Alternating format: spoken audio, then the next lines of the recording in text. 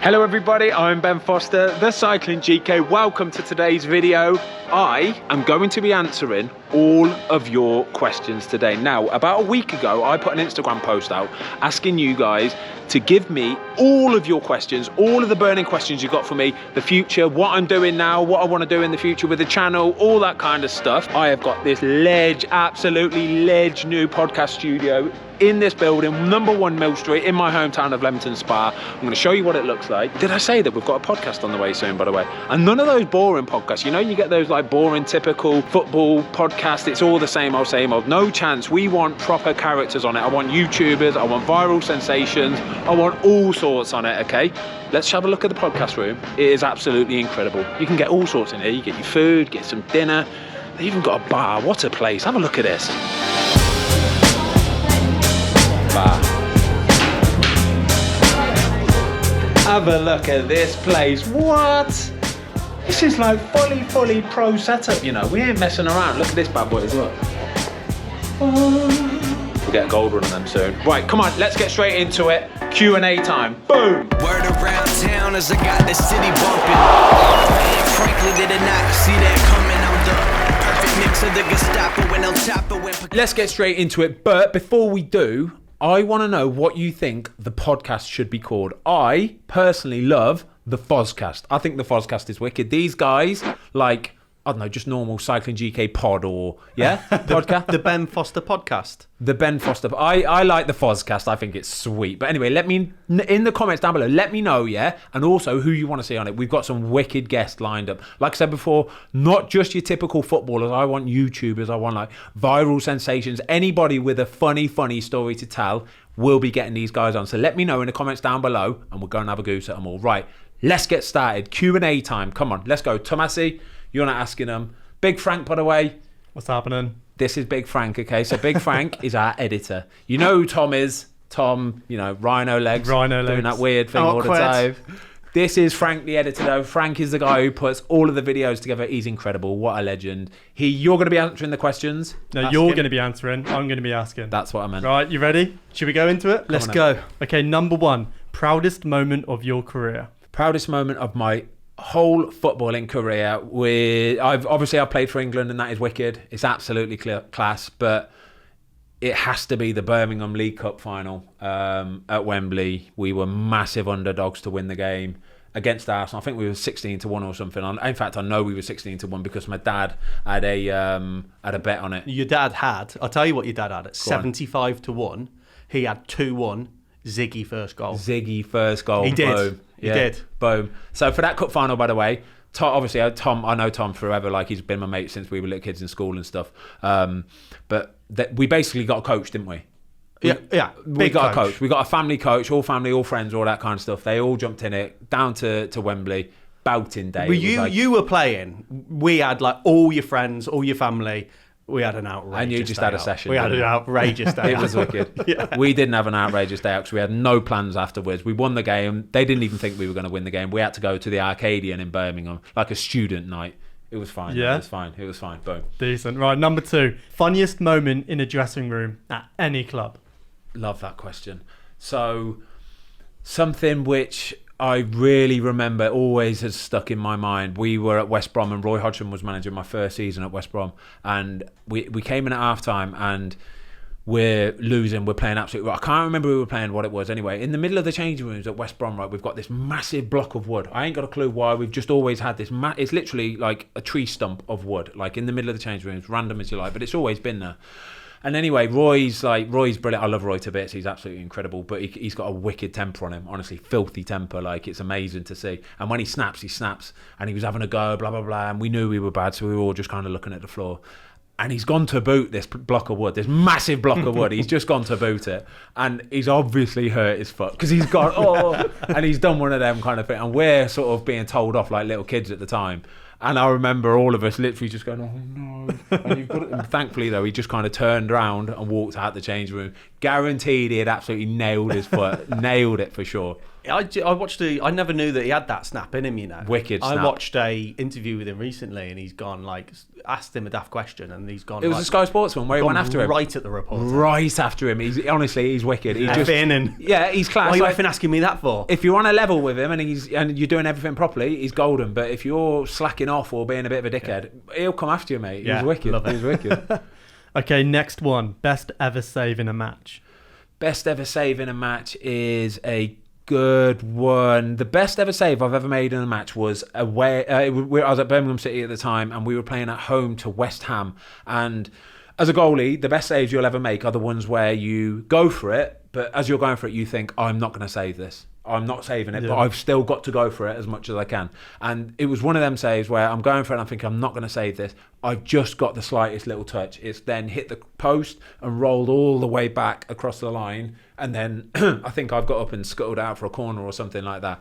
But I remember that one specifically just for the pure fact of thinking, I'm not saving this. So that's a lesson to all young goalies out there. Never, ever, ever give up on any save. You've always got to go for it.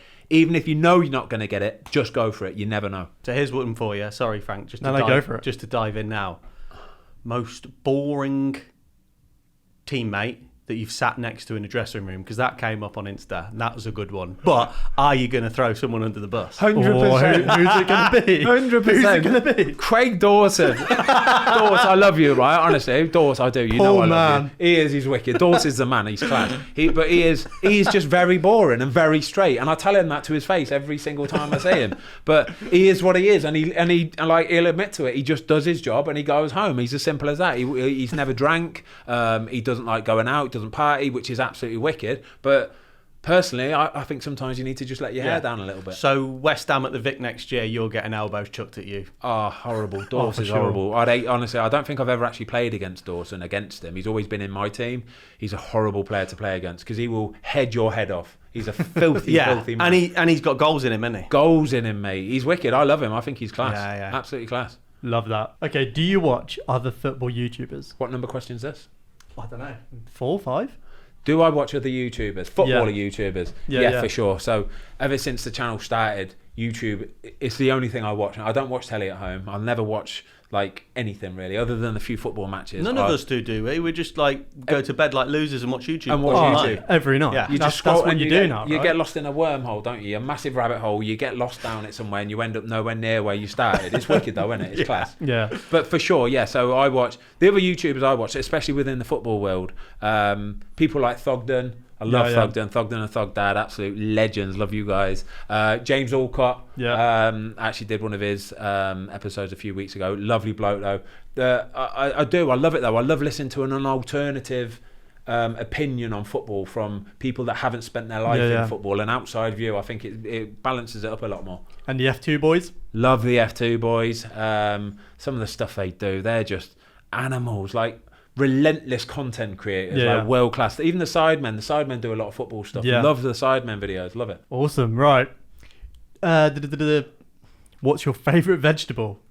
What a rubbish question, but let's go for it. No, that's a good question. Oh, is it? Yeah, that's a great question. What's my favourite vegetable? Ben's favourite veg? Come on. It's gonna have to be an onion, just because I use onion in everything. Like everything. Red or white? You love a cabbage, you do. And red or white. I love cabbage. You love a cabbage. I do love a cabbage. I love kale.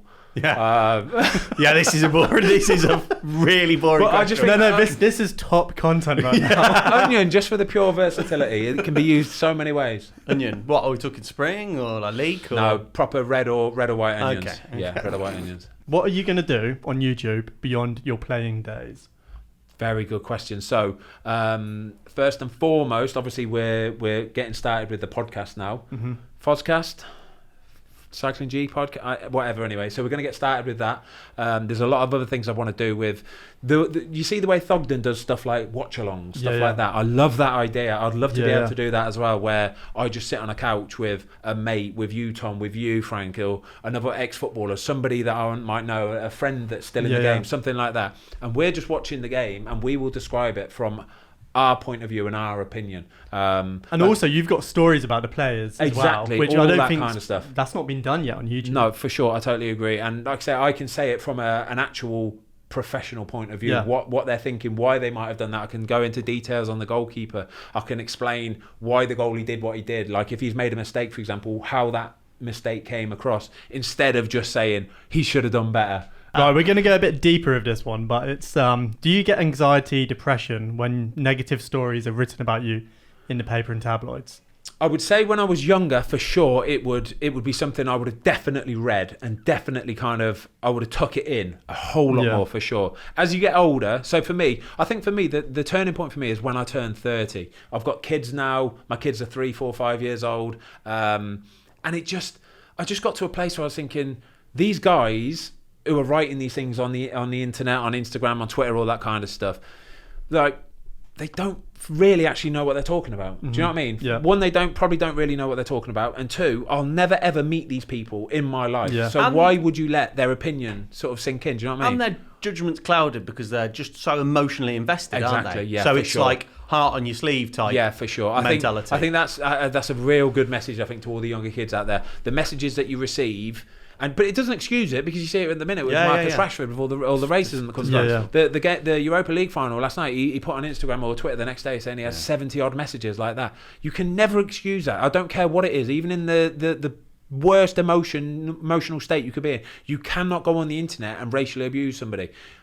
I'll equally say you should not be able to go on and just abuse anybody either. No. You shouldn't be able to just go on then and have a free portal into that player or that person's life and just write and say what you want. So that's where, as I got older, I learned to just realise that a lot of these people have this massive emotional connection to the football team. So if they feel like you are slighting their football team, they will take it out on you because they feel they have a part of that football club. It's interesting though, because I remember when me, Luke, Wes, we'd come down and see you when you were at Watford first time round, and in the evening, if you hadn't had the best game, you were on the internet and you were reading things, and then as you get a bit older, you always say to me, I'm not trying to make a mistake. Nobody's going out there and trying to make a mistake. And I always say to you, it's the same thing. If I go to work and make a mistake, I don't expect to be abused for it. For you know sure. what I mean? Yeah. It's no different. It's no different whatsoever. So, yeah, you just got, I think,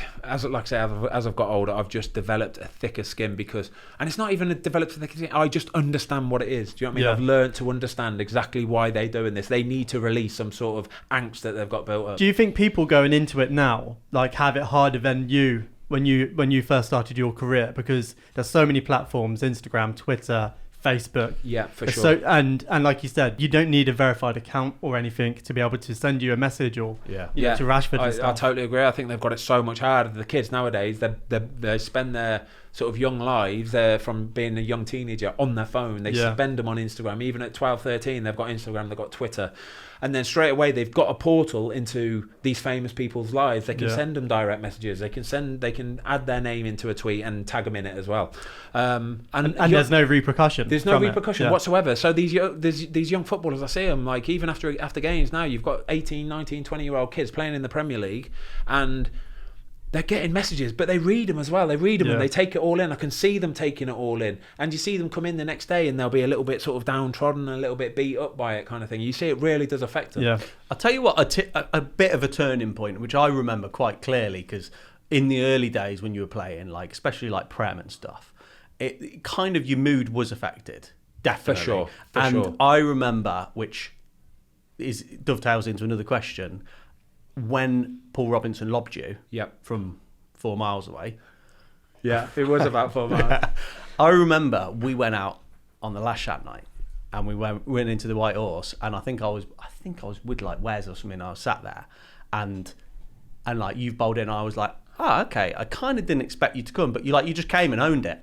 And it's you had so many people coming up to you, and it was you just took it with a pinch of salt. And I think that was the first time I kind of thought, oh, okay, he's grown up a little bit. No, because Jesus Christ, I don't think we'll ever grow up, will we? But no chance. Do you know what I mean, though? Because Yeah. that must take, I don't care who you are, what you do, that must take some balls to kind of come in thinking, I might get pelters tonight. I think Yeah, that's it's just another thing I've learned to do as I've got older is just own it. Just like it is what it is. Like I say, I'm not trying to make a mistake, and I know that for a fact that if I let in a goal on Saturday afternoon and it's another goal who scored from me from 80 yards or 4 miles, like near on 1 billion people, like a seventh of the population of the world, will have seen that on some form of like social media or telly or news or their local Sky Sport, all that kind of stuff. So you have to just learn to own it. You know what I mean? It is what it is. And I think one kind of take from that is Danny Shittu, get your head on it, son. Any chance, Dan? Don't just nudge out the way. Friggin' now. Right, let's try and move it on. Favourite cycling GK moments so far? So to do with the channel. Right, so we'll all answer this one. You go first then. Jamal Lowe celebrating in front of the GoPro just blew up, and like I was watching, you were playing, like, and I was watching it and I was going, this is gonna blow up. This is just gonna blow up. But they asked him after the game as well. Like the reason why it blew up as well was because all the reporters, like one of his first questions was, did you go and celebrate in front of the GoPro? Did you go and celebrate? And he was like, yeah, I did, yeah. Yeah. Go on, what's yours, Frankie D? Because you get to see all the footage. Yeah. Do you know what I mean? You see everything. You must leave so much stuff on the cutting room I think floor. Frank knows the lads better than you For do. sure. Oh for man, sure. yeah. Like the amount of footage I get is insane. And this is out to Will Hughes. Mate, you make my job so hard. So hard. Because it takes so much time to like track your mouth and beep you out. And blur it. Yeah. So he was got a potty mouth as well, so he's always doing it. He's just non-stop. And it's not just F-bombs. Non-stop. So here we go. So another question that was asked is, can you make a video of Will Hughes uncensored moments? Frank, can you make that video? No. No chance. Way. No way. No. Nowhere on this earth. Some of the words he comes out with are filth, all right? It'd have Scotland Yard knocking on the door. No, that can't happen. Sorry, but Will, you have got a potty mouth, all right. Okay, my favourite cycling GK moment. I think getting the 100,000 subscriber plaque was sweet. Honestly, it was such a nice time. Like, it was wicked. As well, I'd say just meeting some of the people that we've met so far through YouTube and sort of exchanging messages and talking to them and all that kind of stuff. So we like I said, we spoke to people out the Sidemen, like F2 freestylers, Jack out of Jack's Happy Hour, the podcast, all that kind of stuff. And there's so many others that we've spoke to and sort of befriended. Definitely, and I love like the community of YouTube. I love the world of it. I completely went into this blind and didn't understand what YouTube was before we got into it. But the community is like nothing you've ever seen before. It's incredible, isn't it? It's incredible. Yeah. Like, it is. Everybody is. I just love how everybody is just so friggin' normal. And it's like mutual back scratching, isn't it? Like we've spoke to like Spencer and Seb at hashtag, and it's like, would you mind featuring on our channel and vice versa? And we haven't done anything with them yet, but we will for sure. But they're good to go. They're so willing to help, and there's not layers and layers of management. It's like a direct line. You chat with the guys yourself, don't you? Yeah, you may as well just have it's like a FaceTime. We're just having FaceTimes with them. That's and it. Yeah. And they're so like eager to help. It is. It's wicked, isn't it? Okay, Premier League player of the season. Premier League player of the season for me will be Kevin De Bruyne. Yeah, KDB. Yeah. KDBZ. He's man. a joke of a man, honestly. Every time I've played against him, he's one of them players that worries me as a goalie because he doesn't need much of a backlift to be able to just munt it. But and he'll have a pop from anywhere, won't he? He'll have a pop from anywhere. He had a pop from inside his own half a couple years ago, and I had to get back in. I just literally just tipped it over the bar. It was incredible. And also, he's so clever that he doesn't even show you he's looking, but he knows it's there. So if he's running and I'm thinking he's not even looking at the goal, so I don't need to worry about that because he's just going to be whipping the ball across. He knows it's open. And he will shoot, and he will give you no signal, no signage. He won't look at it. His body will not be facing that way, and he will still put it in that corner. He is incredible. Such a clever footballer. Yeah, incredible. I'm a big fan of him. He's the man. Yeah. I'll tell you. So if for me, if you broke the season into like two halves, the first half of the season, Dominic Calvert-Lewin was incredible, and then scored on his England debut. Insane. Jesse Lingard last quarter. For West Ham, insane. Flying. Yeah, agreed. Pure longevity, Kevin De Bruyne, he's going to give you at least a 7 every Saturday. Okay, favourite game day meal? Oh my God, he's got some kind of slop on his plate. It's just going to be ketchup, isn't it? Ketchup Just and stacked up. prawns and cabbage and all kinds But of the thing rubbish. is, I love every food. Like, there's not one food that I hate. I can eat anything, and because I love every food, I like to have it all on my plate. So I'll have a bit of everything in one. Fair dues. If there's bacon in the morning, I'll have bacon for brecco, bacon sarnie for brecco. I've edited some questionable meals. that you've had. For sure. For sure. But and then pre-match meal, I'll just pick whatever I think looks nice, prawns, all that kind of stuff. I remember when we used to play for like West Brom and Birmingham on a Friday night, I'll have a Chinese takeaway because we didn't stay in the hotel the night before a game when we played for West Brom. We just turned up to the match on a Saturday, and I would have Friday night would be takeaway night because we'd have the game the next day, so it would be an Indian takeaway or a Chinese takeaway or something else on like Deliveroo or something like that. Boom. As a goalie, I honestly don't think it makes any difference. Okay, which football player would you like to see start their own vlogging channel, similar to the Cycling GK? Yeah, that's a good question. You know, the behind the scenes.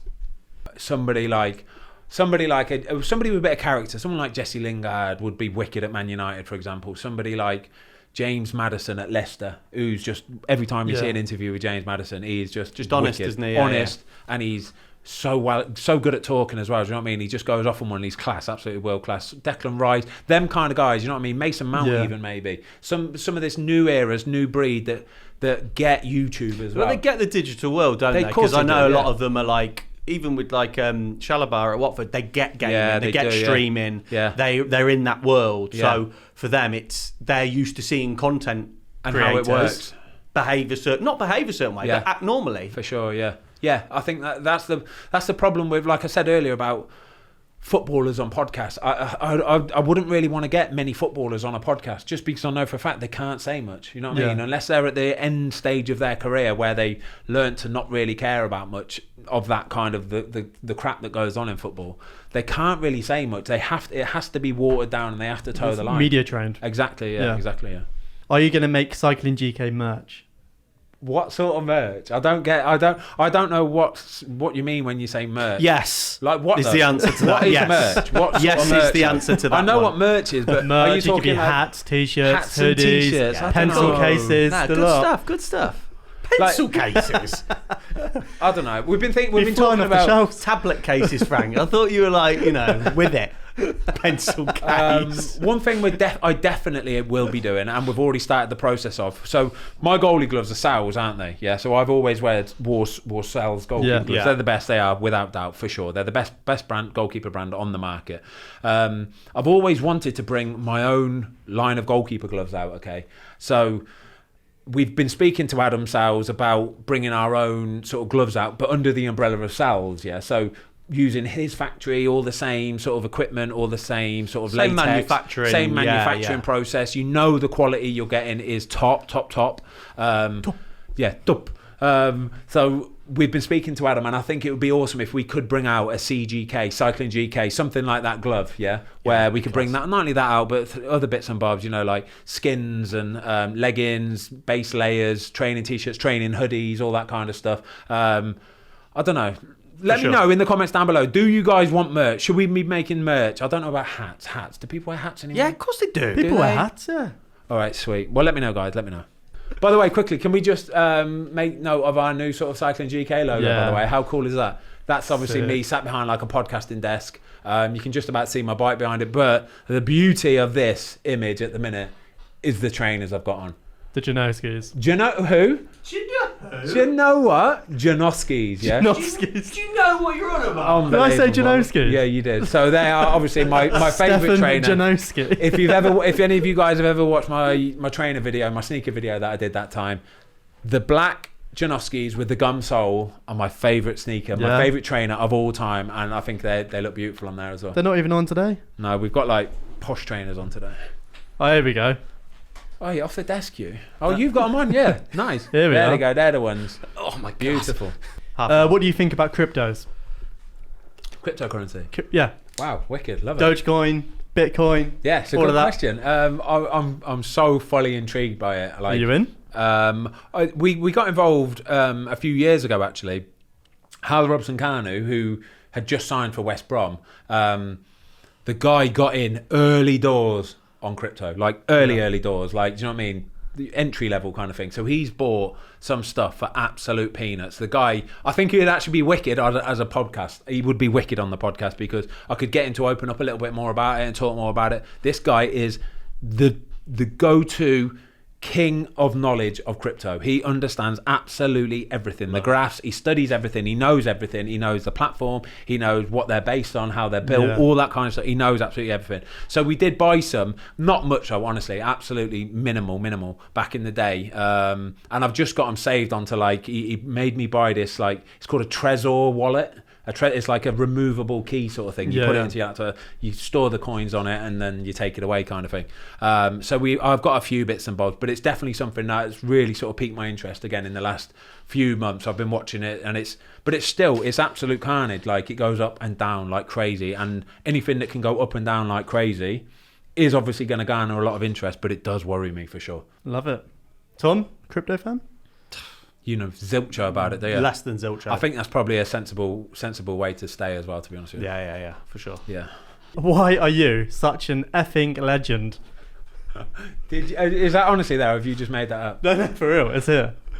I'm just a normal bloke. We're normal blokes, aren't we? And that's all it is. I think people are just so used to seeing the footballers sort of toe the line and say what they should be saying, and here's one for you. They follow suit by saying that. We're just normal people. So one of the videos that we put up, like a cycling video, and they kind of referred to me and kind of said, imagine Ben Foster being your mate, going out bike riding with him. And I was like, went back to Fozzie's house and like chatting with Fozzie and his missus, and I'm like, oh, if only they knew. If only they knew. If only they knew what a pain in the arse he is. Everyone's a pain in the arse. Of course they are. Everyone's the same. Yeah, Like, exactly. We all have good days, we all have bad days. Exactly, you know? exactly. Who's the best and worst manager you've had the pleasure of playing with?